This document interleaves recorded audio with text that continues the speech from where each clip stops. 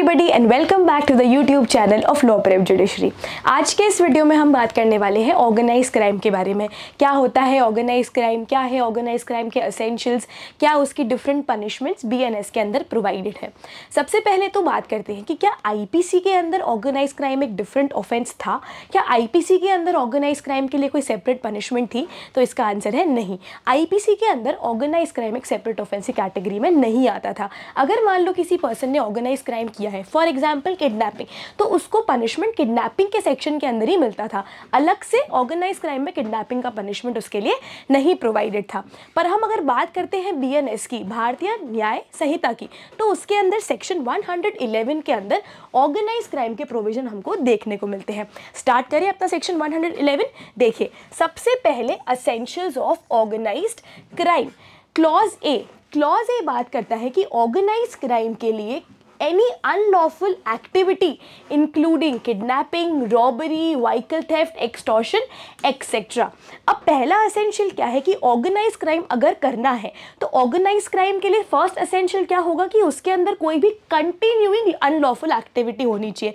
अब unlawful activity का example given है, मान लो kidnapping, robbery, cyber crimes, economic offences, prostitution, human trafficking, etcetera. अब ये समझना इंपॉर्टेंट है कि अनलॉफुल कंटिन्यूइंग अनलॉफुल एक्टिविटी होता क्या है। तो इसको समझने के लिए सेक्शन के एक्सप्लेनेशन 3 के अंदर देखना जरूरी है। सेक्शन एक्सप्लेनेशन कहता है कि कोई भी एक्टिविटी जो कि लॉ के द्वारा प्रोहिबिटेड है। अपन एग्जांपल किडनैपिंग का लेते हैं। मान लीजिए ए और बी दो जने मिलकर किडनैपिंग करते आ रहे हैं, उनको 5 साल हो गए। किडनैपिंग करते हैं वो रैंसम के लिए, लोगों को पकड़ते हैं फिर रैंसम मांगते हैं। तो ये तो क्या हुआ, अगर अपन नॉर्मल आईपीसी में जाएं तो क्या बन गया, तो क्या ऑफेंस बनता, किडनैपिंग फॉर रैंसम का। पर अगर यही हम बात करें बीएनएस के अंदर, कंटिन्यू टाइम से वो 5 साल से ऐसा ऑफेंस करते आ रहे हैं, तो वो बन जाता है कंटिन्यूइंग अनलॉफुल एक्टिविटी। इसलिए कंटिन्यूइंग अनलॉफुल एक्टिविटी में पहला तो क्या है, any act prohibited by law. हमने हमारे एग्जाम्पल में किडनैपिंग का एग्जाम्पल लेते हैं। दूसरा, वो ऑफेंस कोई कॉग्निजेबल ऑफेंस होना चाहिए। अब होता क्या है कॉग्निजेबल ऑफेंस, जिसके अंदर police can arrest without warrant, ये होता है हमारा कॉग्निजेबल ऑफेंस। तो कोई भी ऐसी एक्टिविटी, वो ऑफेंस जो कि कॉग्निजेबल ऑफेंस है, और वो कमिट कौन कर रहा है, या तो मान लो गैंग के अंदर वो पर्सन सिंगली उसे कमिट कर रहा है, या फिर सारे मिलके, या तो ए अकेला कमिट कर रहा है या फिर ए एंड बी दोनों मिलके कमिट कर रहे हैं। और वो किसके मेंबर है, ऑर्गेनाइज क्राइम सिंडिकेट के मेंबर है। या तो सिंडिकेट के मेंबर होके कर रहे हैं या फिर वो सिंडिकेट के बिहाफ पे वो चीज़ कमिट कर रहे हैं। अब सबसे इंपॉर्टेंट चीज़ अनलॉफुल कंटिन्यू इसे बनाती है कि उस ऑफेंस के लिए, अब इनके ऊपर ए और बी के ऊपर उस ऑफेंस के लिए चार्जशीट पहले भी बनी होनी चाहिए। मान लो 2024 में उन्होंने ये एक्ट किडनैपिंग फॉर रैंसम का किया। अब इससे पहले 2014 से लेकर 2024 के बीच में उनके ऊपर मल्टीपल चार्जशीट्स फाइल होनी चाहिए। किसके रिगार्डिंग, किडनैपिंग फॉर रैंसम के रिगार्डिंग। अगर मल्टीपल चार्जशीट फाइल हुई है और कोर्ट ने उसका कॉग्निजेंस लिया है, कॉम्पिटेंट कोर्ट ने उसका कॉग्निजेंस लिया है, तभी वो चीज़ कंटिन्यूइंग अनलॉफुल एक्टिविटी की कैटेगरी में फॉल होगी। देखिए, in respect of which more than 1 charge sheet have been filed before a competent court within the preceding time of 10 years. जिस दिन कमिट किया उसे 10 साल से पहले, मतलब 10 साल के बीच में एक से ज़्यादा चार्जशीट उसके ऊपर फाइल हुई होनी चाहिए। And the court has taken cognizance, court ने उस अपराध का संज्ञान भी लिया होना चाहिए। तो फर्स्ट एसेंशियल तो क्या हो गया कि कोई भी ऑफेंस ऑर्गेनाइज क्राइम की कैटेगरी में आने के लिए वो एक ऑफेंस प्रोहिबिटेड बाय लॉ होना चाहिए, और वो कोई भी कंटिन्यूइंग अनलॉफुल एक्टिविटी की कैटेगरी में आना चाहिए। अब जैसे यहाँ पे एग्जाम्पल हमने एक देखा किडनैपिंग का, रॉबरी, व्हीकल थेफ्ट, मतलब गैंग्स बनी हुई होती है ना, वहाँ पे वो लोग सारी लग्जरी कार्स को चोरी करके लेके आते, तो व्हीकल थेफ्ट हो गया।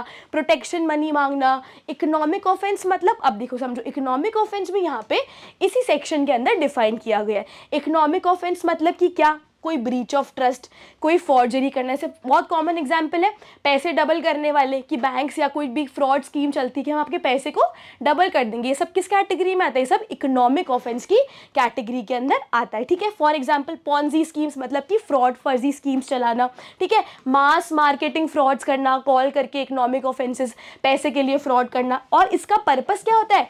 पर्पस है, इनका पर्पस है कि वो सामने वाले के साथ में कोई भी फ्रॉड करें जिससे उनको कोई भी मॉनेटरी बेनिफिट हो, पैसे वाला कोई भी बेनिफिट उनको अवेलेबल हो, ठीक है। तो ये हो गया हमारा इकोनॉमिक ऑफेंस क्या होते हैं वो इसके अंदर एक्सप्लेन किया है।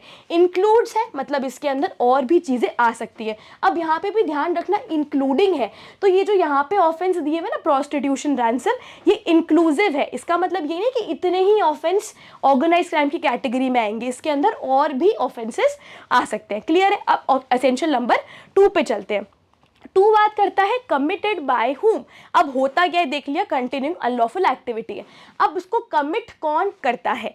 तो देखो इसमें क्या लिखा हुआ है, effort of group of individual. वही एक तरह से गैंग मान लो कि 10 जनों की गैंग है तो वो सब मिलके कर रहे हैं, या फिर गैंग का कोई भी एक इंसान गैंग के बिहाफ पे कर रहा है। एक्टिंग इन कॉन्सर्ट, वो सब साथ में कॉन्स्पायर करके वो चीज़ कमिट कर रहे हैं। सिंगली या तो अकेला कर रहा है या फिर जॉइंटली कर रहा है, या तो वो मेंबर है ऑर्गेनाइज क्राइम सिंडिकेट का या फिर वो ऑर्गेनाइज क्राइम सिंडिकेट के बिहाफ पे वो चीज़ कर रहा है।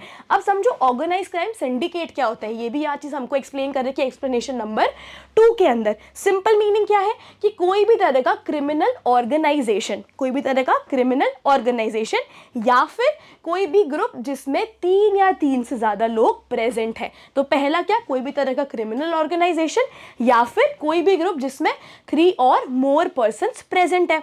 अब सिंडिकेट के अंदर वो लोग करते क्या है, या तो अकेले, ये एक पर्सन अकेला काम कर रहा है इस बिहाफ पे, या तीनों मिलके जॉइंटली, कलेक्टिवली, कॉन्सर्ट में, ये लोग सब साथ में, इन लोग का कॉमन इंटेंशन और कॉमन ऑब्जेक्ट होता है। कॉमन इंटेंशन और कॉमन ऑब्जेक्ट होता है। अब यहाँ बता रखा है एग्जाम्पल, जैसे कि कोई भी ग्रुप, गैंग, माफिया, कोई भी क्राइम रिंग इंक्लूडिंग कमिश्नर, जो कमीशन लेके होता है ना कि अपने क्या कहते हैं सुपारी देके करने वाला, या फिर कमीशन लेके डेथ कॉज करने वाले, वो सब मर्डरर्स, वो सब भी इसके अंदर आ जाएंगे, ठीक है। तो वो होता है हमारा ऑर्गेनाइज क्राइम सिंडिकेट्स, ठीक है।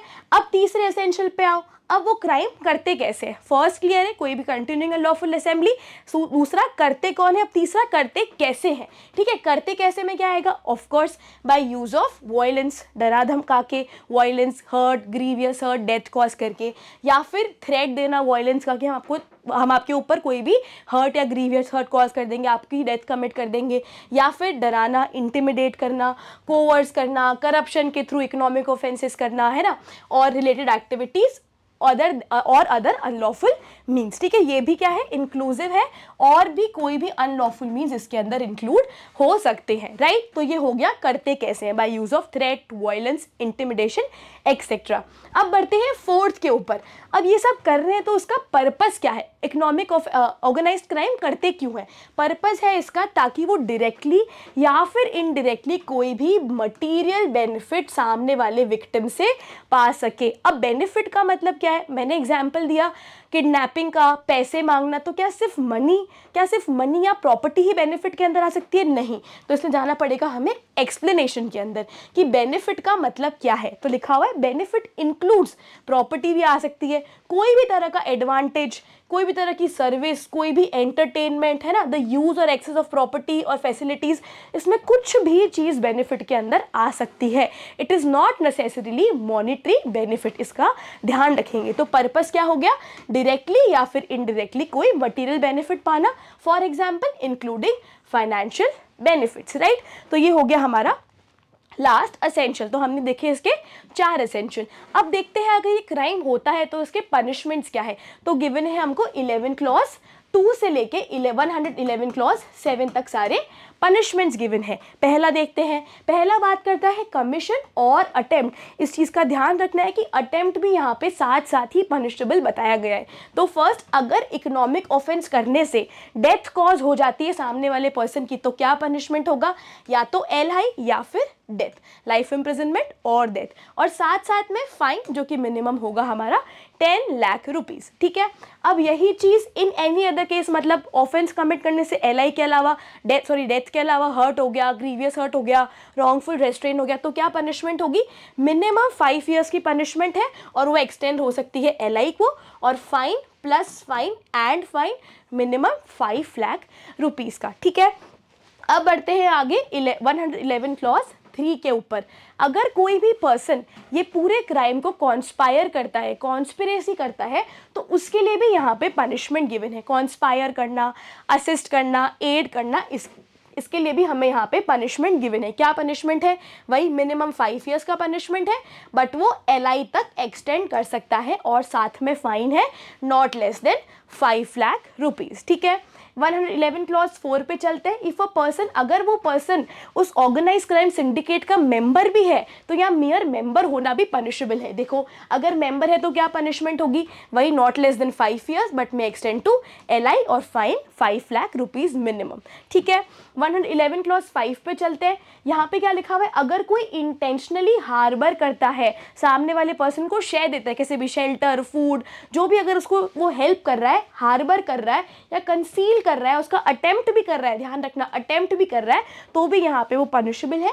पनिशमेंट कितनी है? Not less than 3, minimum 3 years, और विच में extend to LI, plus fine कितना है? मिनिमम 5 लाख रुपीज़ का। अब ध्यान रखने वाली बात यहाँ पे ये आती है, अब हार्बर करना मतलब शेयर देना। अब मान लो A पर्सन हस्बैंड था और B उसकी वाइफ है, अगर यही हार्बर A को उसकी वाइफ कर रही है, तो वो इस सेक्शन के अंदर पनिशेबल नहीं मानी जाएगी। क्या लिखा हुआ है? Shall not apply in case which the harbour or concealment is by spouse of the offender. चाहे हस्बैंड वाइफ को कर रहा है या वाइफ हस्बैंड को कर रही है, तो वो इसके अंदर पनिशेबल नहीं माना जाएगा। ये ध्यान रखने की बात है। ठीक है, फिर बढ़ते हैं क्लॉज 6 के ऊपर। अगर कोई भी ऑर्गेनाइज क्राइम करने से कोई प्रॉपर्टी डिराइव होती है, क्राइम किया आपने, प्रॉपर्टी, लैंड ग्रैबिंग का क्राइम किया फॉर एग्जांपल, आपको प्रॉपर्टी मिली, तो क्या पनिशमेंट अगर आपको प्रॉपर्टी डिराइव होती है क्राइम से? तो not less than 3 years but which में extend to LI, and fine कितना होगा? Not less than 2 lakh rupees. अब लास्ट सब क्लॉज पे बढ़ते हैं, क्लॉज 7 के ऊपर। अगर कोई भी मेंबर है, उसके पास में, मान लो कोर्ट में केस चला गया, उसके पास में प्रॉपर्टी थी, कोर्ट ने पूछा कि ये प्रॉपर्टी क्या आपको ऑर्गेनाइज क्राइम करने से मिली है, और वो जवाब नहीं दे पाया, सेटिस्फैक्ट्री आंसर नहीं दे पाया, can not satisfactorily account for कि प्रॉपर्टी का पोजीशन कैसे उसको मिला है, तो वो भी पनिशेबल है। 3 ईयर्स मिनिमम और 10 ईयर्स हो सकता है, और fine 1 lakh minimum 1 lakh rupees, और साथ में उस प्रॉपर्टी को कोर्ट अटैच भी कर सकता है, प्रॉपर्टी को फोरफीट भी कर सकता है। ये चीज़ भी यहाँ पे ध्यान रखेंगे। ठीक है, आई होप 111 अभी तक क्लियर है, क्लॉज 1 टू क्लॉज 7। अब देखते हैं इसका एक लैंडमार्क जजमेंट जो केरला हाई कोर्ट ने दिया था।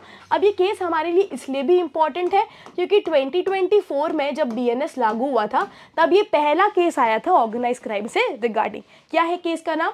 Mohammad Rashid versus state of Kerala 2024। ठीक है, अब ये केस इसलिए भी इम्पॉर्टेंट है क्योंकि यहाँ पे केरला हाई कोर्ट ने क्या किया था?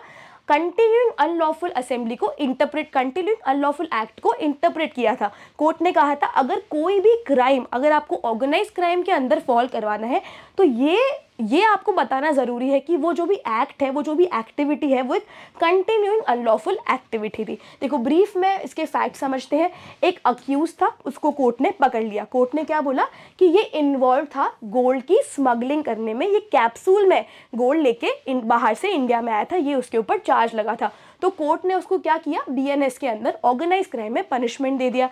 पर यहाँ पे फिर कोर्ट ने क्या इंटरप्रेट किया? कोर्ट ने बोला कि उस पर्सन के ऊपर ये कहीं भी आपने नहीं बता पाए, आप ये शो नहीं कर पाए कि वो पर्सन ऐसी एक्टिविटी में पिछले एक्ट करने से 10 साल पहले भी ऐसी एक्टिविटी के अंदर इन्वॉल्व था। अगर आप ये स्टैब्लिश नहीं कर पाए तो क्या पढ़ा था हमने कंटिन्यूइंग अनलॉफुल असेंबली के अंदर कि ये स्टैब्लिश करना इंपॉर्टेंट है कि कोर्ट ने ऐसी चार्जशीट के ऊपर कॉग्निजेंस क्राइम करने के 10 साल से पहले के अंदर लिया हो। तो यहाँ पे वो जो चीज़ है वो कोर्ट के सामने स्टैब्लिश नहीं हो पाई थी। ठीक है, तो यहाँ पे क्या लिखा हुआ है? Under the provision an offence is considered an organize crime if it is a continuing unlawful assembly. तो कोर्ट ने क्या बोला? यहाँ पे कोर्ट ने बोला एब्सेंस ऑफ एनी चार्जशीट उसके खिलाफ कोई भी पहले नहीं थी against the petitioner in the past 10 years means that it does not satisfy continuing unlawful assembly which is the requirement of 111 clause 1 clause 2। इसलिए केरला हाई कोर्ट ने क्या किया, केरला हाई कोर्ट ने अक्यूज्ड को बेल ग्रांट कर दी थी। तो ये हमारा landmark case Mohammed Rashid versus state of Kerala का, ये केस आपके लिए बहुत इंपॉर्टेंट है। तो नाउ आई होप आपको ऑर्गेनाइज क्राइम के अंदर कोई प्रॉब्लम नहीं आई होगी। फिर भी कोई डाउट है तो कमेंट में लिखिए। Thank you.